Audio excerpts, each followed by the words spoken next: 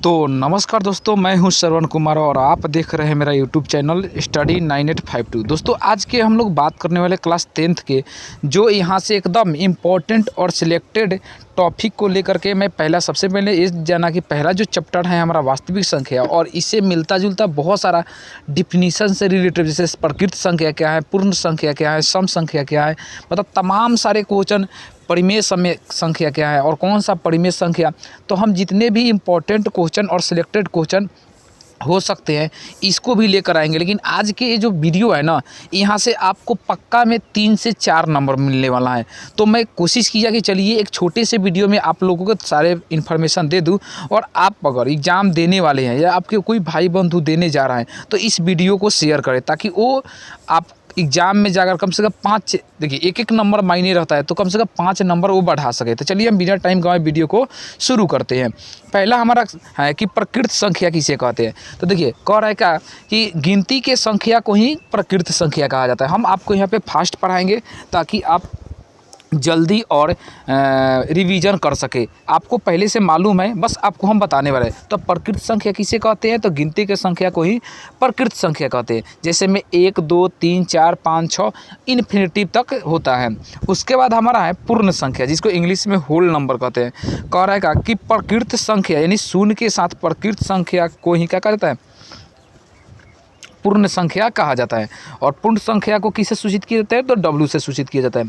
और जैसे में 0 1 2 3 4 5 अनंत तक ले होगा। तो देखिए प्रकृत संख्या क्या है, गिनती की संख्या को प्रकृत संख्या कहते हैं। और पूर्ण संख्या क्या है, तब प्रकृत संख्या के पहले अगर शून्य लग जाए तो उसी को पूर्ण संख्या कहते हैं। आप इसे वीडियो को देख करके जाए अगर आप एग्ज़ाम देने वाले हैं तो। कह रहा है का नोट में 0 केवल पूर्ण संख्या है, प्रकृत संख्या नहीं है। इसे याद रखिएगा, 0 क्या है, पूर्ण संख्या है, प्रकृत संख्या नहीं है। अगला देखिए हमारा है पूर्णांक संख्या, जिसको हम लोग इंटीजर नंबर बोलते हैं। कह रहा है कि वैसी संख्या जो धनात्मक ऋणात्मक के साथ साथ शून्य भी शामिल होता है उसे पूर्णांक संख्या कहा जाता है। पूर्णांक संख्या को I से या Z से सूचित किया जाता है। I Z बराबर देखिएगा प्लस में भी संख्या होगा और माइनस में भी हो, ऐसे संख्या को पूर्णांक संख्या कहा जाता है। अगर आपके कोई भी भाई बंधु एग्ज़ाम देने वाला है तो इस वीडियो को शेयर करें ताकि कम से कम वो अपने एग्ज़ाम में 2-4 नंबर कम से कम बढ़ा सके और आप इसे एकदम देख करके जाए। अगला देखिए कह रहा है का सिंपल, कह रहा है कि पूर्णांक संख्या 3 प्रकार का, धनात्मक भी होता है, ऋणात्मक भी होता है और शून्य भी होता है। तो धनात्मक, ऋणात्मक और शून्य संख्या को ही क्या कहता है, पूर्णांक संख्या। एक और आपको पूछ लेता है कि रूढ़ अभाज्य संख्या, और पिछले वीडियो में आपसे पूछ चुका था कि 2 किस प्रकार के संख्या। तो यहाँ पे ध्यान में रखिएगा।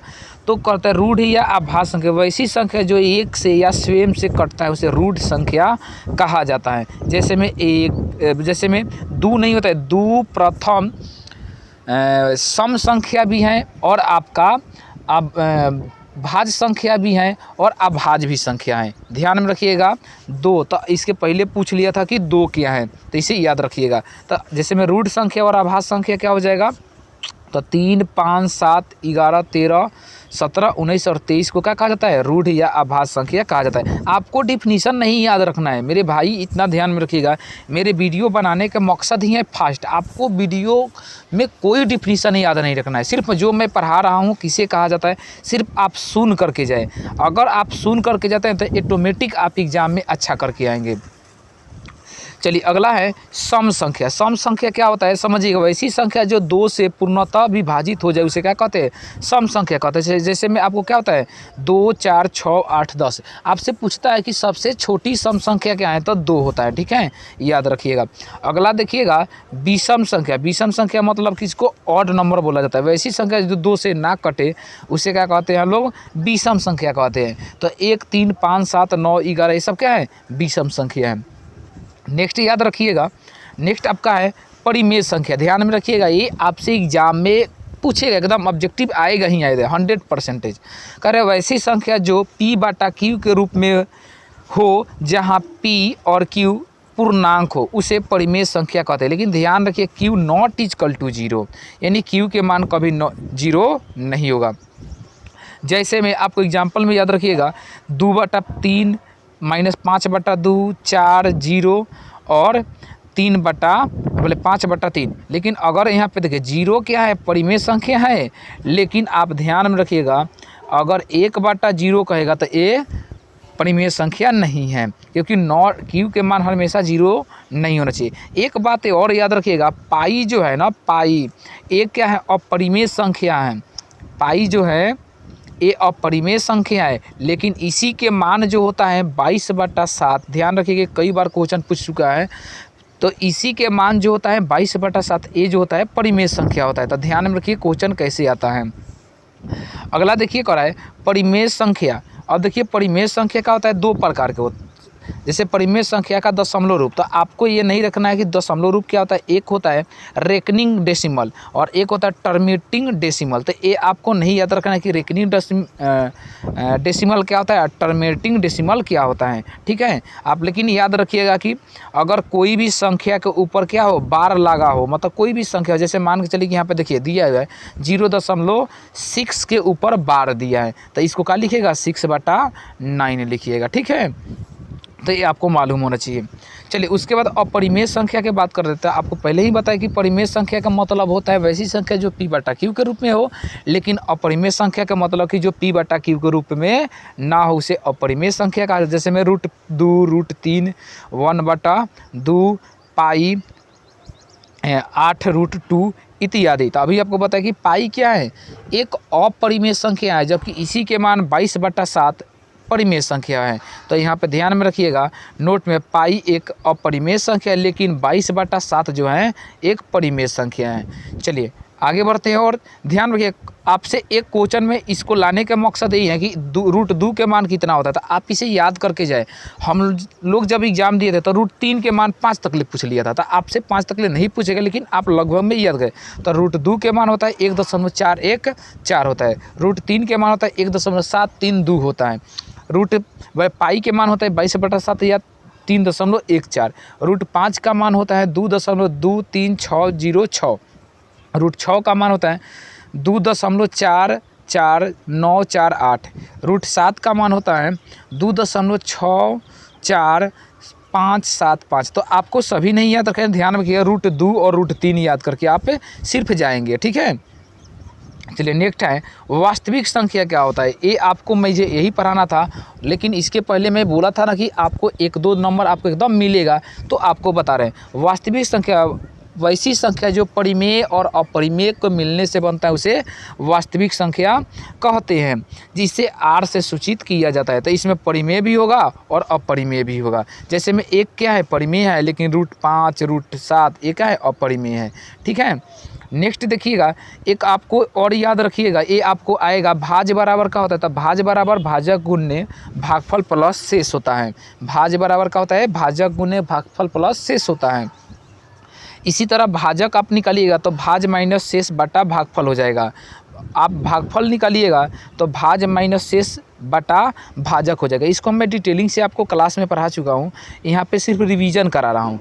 तो आपको ये ध्यान में रखिए, मैं क्वेश्चन ऐसा नहीं ले आऊँ कि आप सिर्फ वीडियो देखें और ये आपको इतना समझिए कि इस वीडियो को देख करके जा रहा था, आपको 3-4 नंबर पक्का आपको मैं पूरे गारंटी के साथ मैं बता रहा हूँ कि आपको मुनाफा होने वाला है। और एक वीडियो जो एकदम उस क्वेश्चन में से मैं बताऊं ना कि लगभग में आपको अगर 100 क्वेश्चन आ रहा है ना, तो मैं आपको पूरे गारंटी के बाद बता रहा हूँ कि 70% जो होगा ना, यानी 70 नंबर का क्वेश्चन मेरा उस वीडियो से आपको पूछा जाएगा। तो वो वीडियो शाम को अपलोड मैं करूँगा, आप उसे देख करके अच्छे से जाएंगे और एक बार नहीं उसे 2 बार रिविज़न कर लेंगे। चलिए तो शेष फल बराबर होता है भाज्य माइनस भाजक गुणे भागफल हो जाएगा, ठीक है। चलिए भिन्न बराबर का होता है तो अंश बटा हर होता है, ठीक है। उसके बाद आपको एलसीएम और एचसीएफ पढ़े होता है, इस पे एक क्वेश्चन आएगा कि पहली संख्या गुने दूसरी संख्या बराबर होता है एलसीएम गुने एचसीएफ। उसी तरह कह देगा पहली संख्या क्या निकालने के लिए तो एलसीएम गुने एचसीएफ बटा दूसरी संख्या। उसी तरह एलसीएम कह देगा तो पहली संख्या गुने दूसरी संख्या बटा एचसीएफ। हम आपको याद नहीं करा रहे हैं मेरे भाई, ध्यान में रखिएगा। सभी लोग को लगता होगा कि सर बहुत फास्ट चल रहा है, फास्ट सर क्यों ना चले, कम से कम आपको कम टाइम में मुझे जैसे ज़्यादा से ज़्यादा था, आप कम से कम एक बार अगर आप धीरे धीरे आप पढ़ते तो आप आहिस्ता आहिस्ता करके पढ़ ले, लेकिन मैं यहाँ पे फास्ट कराऊंगा, मुझे टाइम नहीं खींचना है। आपको एग्ज़ाम में ज़्यादा से ज़्यादा नंबर लाना है ना, तो ये वीडियो आपको देखना पड़ेगा। चलिए, उसके बाद कह रहेगा कि पहली संख्या एसीएफ बराबर पूछेगा, तो पहली संख्या गुने दूसरी संख्या बट्टा एलसीएम, ठीक है। नेक्स्ट देखिएगा, द्विघात समीकरण से, तो द्विघात a x square plus b x plus c को क्या कहा जाता है, द्विघात समीकरण कहा जाता है। इसमें ए बी सी एक वास्तविक संख्या है और इसको मानक के रूप में कैसे लिखा जाता है, स्टैंडर्ड के रूप में, तो a x square plus b x plus c. अब ध्यान रखिएगा, एक आपसे पूछने वाला है जो आपको विवेचक या विविधकर, तो डी को विवेचक या विविधकर कहते हैं। और डी बराबर जो फार्मूला होता है ना, ध्यान रखिए, रूट अंडर नहीं होगा, डी बराबर होता है बी स्क्वायर माइनस 4ac। ये आपको एग्जाम में आएगा, ठीक है। अब देखिएगा, एक विवेचक या विविधकर से मिलता जुलता दो प्रश्न आपको पूछ लेता है। एक मूल, जैसे में अल्फा और बीटा को क्या कहते हैं, तो द्विघात बहुपद का मूल कहा जाता है। तो अल्फा बराबर का होता है आपका minus B plus root under B square minus 4ac बटा 2a, और बीटा बराबर का होता है तो minus B minus plus minus B minus root under B square minus 4ac बटा 2a। तो ध्यान में रखिएगा, ये आपको यहाँ पे प्लस होता है और यहाँ पे माइनस, और डायरेक्ट मूल बराबर लिखिएगा तो क्या हो जाएगा, minus B plus minus root under D बटा 2a। तो ये भी होता है, ध्यान रखिएगा। एक और आपको क्वेश्चन बनेगा कि शून्यांकों का योग और शून्यांकों का गुणनफल। तो मूल का योग पूछे या शून्यांकों का योगफल पूछे या गुणनफल, तो अगर योग पूछेगा तो माइनस बी बाई ए, और गुणनफल पूछेगा तो सी बाई ए, ठीक है। लेकिन कभी कभी आपको मूल दिया रहता है और डायरेक्ट द्विघात समीकरण निकालने के लिए कहेगा, तो इसको आप एकदम रट्टा मार कर जाएंगे। आपको कुछ नहीं आता है कि बी बाई ए क्या होता है, सी बाई ए क्या होता है, तो आप डायरेक्ट इसे रट्टा मार के जाएंगे कि x square minus alpha plus beta x plus alpha गुने बीटा, डायरेक्ट मान रखेंगे, आंसर आ जाएगा, ठीक है। चलिए, उसके बाद ध्यान में रखिएगा, कह रहेगा a x square plus b x plus c का गुणनफल a x minus alpha x minus beta होता है। और यदि डी बराबर 0 होता है, एक्स के मान का होता है माइनस का बी बाई ए होता है। तो ये वीडियो आपको कैसा लगा, आप मुझे कमेंट करें और बताएं कि अगला आपको किस किस टॉपिक पर भी चाहिए था। इस वीडियो के नीचे कमेंट करें। वीडियो पसंद आए तो लाइक करें, और नई बार विजिट किए तो चैनल को सब्सक्राइब जरूर करें। और एक बात और बोलूँगा, कोई भी आपके भाई बंधु है एग्ज़ाम देने वाला है, उसे कम से कम इस वीडियो का लिंक शेयर करें, ताकि वो भी 2-4 नंबर आपको बढ़ा सके। और वीडियो पसंद आया तो लाइक करें। तब तक के लिए मैं मिलूँगा नेक्स्ट वीडियो में, तब तक के लिए जय हिंद, जय भारत, वंदे मातरम। हाँ, इसका आपको एक और मन होगा कि सर PDF कहाँ से मिलेगा, तो मेरा PDF टेलीग्राम लिंक मैं डिस्क्रिप्शन में डाल दूँगा, या आप टेलीग्राम में जाकर सर्च करें study9852, वहाँ से भी आपको मिल जाएगा। चलिए, तब तक के लिए मिलते हैं नेक्स्ट वीडियो में।